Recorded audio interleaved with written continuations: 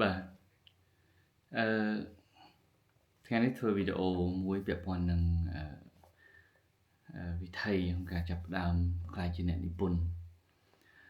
ក៏ប៉ុន្តែដំណើររបស់ខ្ញុំកាលពីដើមឡើយគឺមិនសូវជាចូលចិត្តអានទេបាទតែស្មោះត្រង់ប៉ុន្តែដោយរងសម្ពាធនៅក្នុងការសិក្សាបាទ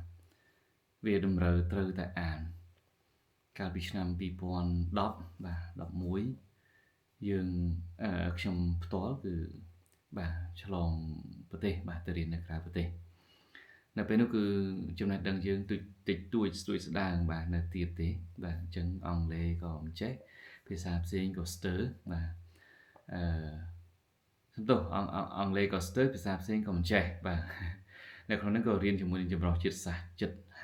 50បាទជាតិសាសន៍បាទច្រើន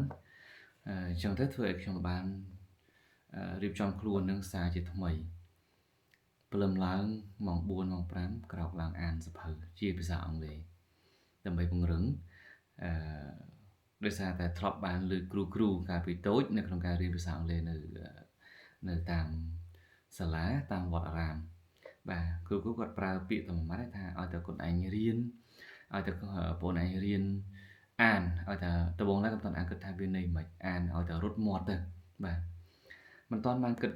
ថាពេលនោះគឺធ្វើតាមគាត់ទេប៉ុន្តែដល់ពេលដែលបានផ្លាស់ទៅរៀននៅក្រៅប្រទេសទៅបានដឹងថាអូខេជាពេលវេលាដែលខ្ញុំត្រូវតែធ្វើហើយចឹងហើយបានជាខ្ញុំចាប់ផ្ដើមធ្វើការអានសភៅដោយទាំងមិនចូលចិត្តបាទមិនចូលចិត្តនៅក្នុងការពេលដែលទៅរៀននៅក្រៅប្រទេសនោះប៉ុន្តែតាមការតស៊ូនៅក្នុងការអានឲ្យរត់មាត់រហូតដល់ពាក្យដែលមិនយល់ចាប់ផ្ដើមឆែក dictionary កាលនោះបាទខ្ញុំអត់បានទុកនៅនេះទេឲ្យបន្តទៅកូនហើយកូនក៏ចាប់ផ្ដើមប្រើប្រាស់បាទ dictionary ឆែកបាទបងប្អូនអរគុណធ្លាប់ឃើញ dictionary ជាសភៅណាបាទជាសភៅមួយក្បាលអញ្ចឹងក្រាស់ខ្ញុំស្ពាយទៅបាទ2-3ក្បាលបាទទិញពីបណ្ណាគារហ្នឹងស្ពាយកាលនោះទិញពីបណ្ណាគារនៅបាត់ដំបងមួយបណ្ណាគារឈ្មោះត្រៈទេវីទៅដល់នោះគឺឆែកតាមមួយពាក្យហ្នឹងឯងគឺឆែករហូតដល់ពាក្យខ្លះក៏វាមិនមានទៀតហ៎អញ្ចឹងវិធីសាស្ត្រគឺតាម Google ហ្នឹងឯងហើយឲ្យ Google បញ្យល់ន័យឯគេទៅន័យខ្ញុំឧទាហរណ៍ថាន័យពាក្យមួយសេដ្ឋកិច្ចចោះបាទសេដ្ឋកិច្ចមានន័យម៉េច economic ណាជិះទៅ economic អូខេគាត់ប្រាប់ថា economic មានន័យថាគឺជារបៀបនៅក្នុងការរៀបចំចាត់ចែងបែងចែកបាទ economic សេដ្ឋកិច្ចនៅក្នុងគ្រួសារក្នុងសហគមន៍នៅក្នុងក្រុមហ៊ុនឬនៅក្នុងប្រទេសបាទមួយហ្នឹងហើយវាចេញទៅពាក្យ economy មួយទៀតណានោះខ្ញុំក៏អត់យល់ហើយគេទៅ economy ហ្នឹងហើយអញ្ចឹងយើងមិនខ្ញុំខ្លួនឯងផ្ទាល់គឺមិនចេះភាសាអង់គ្លេសវេយ្យាករណ៍ក៏មិនមែនជាមូលដ្ឋានគ្រឹះរបស់ខ្ញុំដែរក៏រាវ search មានថាស្រាវជ្រាវជាប្រចាំរហូតដល់អាចនិយាយបាទសរសេរហើយការប្រស័យនេះក៏បានល្អប្រសើរហ្នឹងហើយអញ្ចឹងក៏ចាប់ដើមមានចំណងជើងសភៅជាច្រើនបាទខ្ញុំបន្សល់ទុកនៅក្នុងតែចំណងជើងទេនឹកឃើញថាបើចេះហើយសរសេរទៅប៉ុន្តែវាមិនមានអត្តពលមិនមានលទ្ធភាពឬក៏វាមិនមានរបៀបណាដែលអាចឲ្យខ្ញុំនឹងអាចមានភាពជាប់លាប់នៅក្នុងការសរសេរដោយសារតែខ្លួនមិនធ្លាប់ធ្វើជាអ្នកនិពន្ធកាលដើមពីពេលនោះបាទអញ្ចឹងក៏កាលត្រឡប់មកដល់ស្រុកខ្មែរវិញមកចាប់ដើមធ្វើកិច្ចការងារមួយចំនួនរហូតទៅដល់ចូលនៅក្នុងទី1នៅក្នុង private មានថានៅក្នុងសាកលវិទ្យាល័យឯកជនមួយហើយក៏ត្រឡប់មកធ្វើការងារនៅភ្នំពេញបាទជាមួយនឹងស្ថាប័នឯកជនមួយទៀតបាទធ្វើបដាបាទអានបដានៅចាប់ដើមមានអារម្មណ៍ថាចូលចិត្តអានណាក៏ចាប់ដើមទៅបង្កើតwebsite មួយបាទ website មួយចែកចាយជាមួយនឹងបងដែលជាអតីតប្រធានគ្រប់គ្រងខ្ញុំផ្ទាល់ណាហើយក៏គាត់តែងតែប្រឹក្សាជាប្រចាំតែងជួបបាទជជែកផ្ដល់យោបល់អីចឹងទៅក៏គាត់ ចាប់តាមបោះសភៅមួយជា PDF មកទេបាទគាត់ថាសេហាសាក់លបងបាទបានសភៅនេះលើបងគ្រប់ត្រូលបាទបងគ្រប់ត្រូលហើយបងព្រមទទួលស្នាដៃនឹងឲ្យទៅសរសេរបានកំរំបងនឹងជួយទៅលើស្នាដៃនឹងបាទក្នុងការបោះពុម្ពហើយឲ្យទៅជា royalty បូកជាមួយនឹងប្រាក់នៅក្នុងការលើកទឹកចិត្តទៀតបាទអញ្ចឹងក៏គាត់បាទសំទោសកាលហ្នឹងមិនទាន់មាននិយាយរឿងប្រាក់លើកទឹកចិត្តទេដោយសារតែបងក៏មិនចង់យកប្រាក់មកនាំមុខដែរជាងសភៅហ្នឹងមានចំណងជើងថា365បាទគតិបណ្ឌិតបាទគឺជាសភៅចំណងជើងទី1ដែលខ្ញុំបានចេញបាទដំបូងគេបាទកាលពីឆ្នាំ2015កាលហ្នឹងបាទ2015 2000ហ្នឹង2015 2016ហ្នឹងបាទអញ្ចឹងបងដែលគាត់តែងតែប្រឹក្សាអតីតប្រធានរបស់ខ្ញុំហ្នឹងតែងតែប្រឹក្សាផ្ដល់យោបល់នឹងជួយជំរុញជិបចិនគឺបងឈុំសេហាបាទ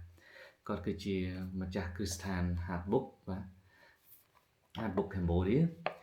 ហើយមាន Hard Kit បាទក៏ដូចជាមានស្ថាប័នដៃគូដែលគាត់បង្កើតបន្តផ្សេងទៀតតាក់ទងទៅនឹងសភៅបាទអញ្ចឹងសភៅ365គតិបណ្ឌិតនេះគឺជាសភៅបកប្រែទេបងប្អូនអរគុណប៉ុន្តែវាជាស្នាដៃទី1របស់ខ្ញុំបាទផ្ទាល់ក្នុងហ្នឹងមាន365គតិបណ្ឌិតហ្នឹងមានន័យថា365quote បាទមានរបស់បុគ្គលល្បីៗជាច្រើនផ្សេងទៀតដែលគាត់និយាយអំពីបាទពាក្យស្លោកបាទដូចខ្ញុំលើកឧទាហរណ៍ដូច Richard O'Brien មួយបាទគាត់គឺជាជនជាតិអង់គ្លេសគឺជាតារាសម្ដែងរបស់ជនជាតិអង់គ្លេសគាត់ប្រើពាក្យថាចូលកងក្រន់តែជាសុបិនបាទត្រូវចាប់បានធ្វើវាឥឡូវហ្នឹងទៅបាទអញ្ចឹងអាហ្នឹងឯងគឺជាគតិបណ្ឌិតដែលមួយពាក្យរបស់អ្នកប្រាជ្ញអ្នកល្បីអីផ្សេងៗហ្នឹងគាត់លើកឡើងមកវាធ្វើឲ្យយើងនឹងគិតហើយចាប់ដើមអត់គិតច្រើនទេគាត់តែឃើញពាក្យមិញហ្នឹងខ្ញុំធ្លាប់ខ្លួនឯងហ្នឹងគឺហាមខ្លួនឯងឬក៏ប្រឹងខ្លួនឯងធ្វើវីដេអូជាច្រើនដែរប៉ុន្តែធ្វើមិនដែលជោគជ័យសោះបងប្អូនបាទហើយចង់ធ្វើណាស់បាទវីដេអូខ្ញុំមានច្រើនបច្ចុប្បន្នខ្ញុំទទួលស្គាល់ខ្ញុំបានធ្វើច្រើនប៉ុន្តែមិនមែនជាការចាប់ផ្ដើមដោយខ្លួនឯងដំបូងទេសុទ្ធតែមានគេសុំថតឬក៏គេប្រផុសឲ្យមានគេស្នើឲ្យថតអីផ្សេងៗនេះវាសល់គេដែរទៅបាទប៉ុន្តែពេលនេះគឺយើងចាប់ផ្ដើមបញ្ចេញវីដេអូបដាដោយខ្ញុំខ្លួនឯងផ្ទាល់គឺចាប់ផ្ដើមហើយបាទដោយសារតែគតិបណ្ឌិតបាទនៅក្នុងសភៅនេះបាទអញ្ចឹងមាន365គតិបណ្ឌិតអញ្ចឹងខ្ញុំលើកទឹកចិត្តឲ្យបងប្អូនយើងទាំងអស់គ្នាបាទចាប់កាន់វាបើសិនជាមិនទាន់ដឹងថាសភៅណាដែលគួរអានទេបាទចាប់កាន់សភៅនេះបាទសភៅប្រែសម្រួលទេប៉ុន្តែវាមានអត្ថន័យខ្លីខ្លឹមបងប្អូនយកតែមួយគតិបណ្ឌិតទៅសិនក៏បានដែរបាទខ្ញុំឧទាហរណ៍ថាគតិបណ្ឌិតរបស់ Richard Bryan មិញចុះគឺមិនសម្បិននេះខ្ញុំគាត់តែគិតបាទខ្ញុំគាត់តែគិតបាទអ្នកគិតដែលឃើញរូបភាព2បងប្អូនរូបភាព2អ្នកគិតអង្គុយលើដុំថ្មហ្នឹងសញ្ជឹងគិតហើយប៉ុន្តែអ្នកធ្វើសល់តែដានជើងគេទៅបាត់ហើយអញ្ចឹងបងប្អូនអ្នកគ្នាឈប់គិតពីពេលនេះតទៅបាទចាប់យកសភៅ365គតិបណ្ឌិតអានសម្រាប់យកគំនិតច្បិចមួយទូចដើម្បីយកទៅអនុវត្តធ្វើវាឡើយនេះបាទគ្មានរឿងជោគជ័យណាដែលមិនចេញសកម្មភាពធ្វើទេបើបងប្អូនជឿបាទចាប់ដើមធ្វើវាឡើយនេះចាប់ដើមចាប់កាន់សភៅ365គតិបណ្ឌិតដែលជាស្នាដៃរបស់ខ្ញុំផ្ទាល់បងប្អូនអាចស្វែងរកនៅទូទាំងប្រទេសបាននៅក្នុងគ្រប់បណ្ណាគារបាទនឹងតាមកន្លែងតូបសភៅផ្សេងៗឬមួយក៏បាទតាក់ទងទៅស្ថាប័ន Hard Book Cambodia ផ្ទាល់បានបាទអូខេអរគុណបងប្អូនអ្នកគ្នា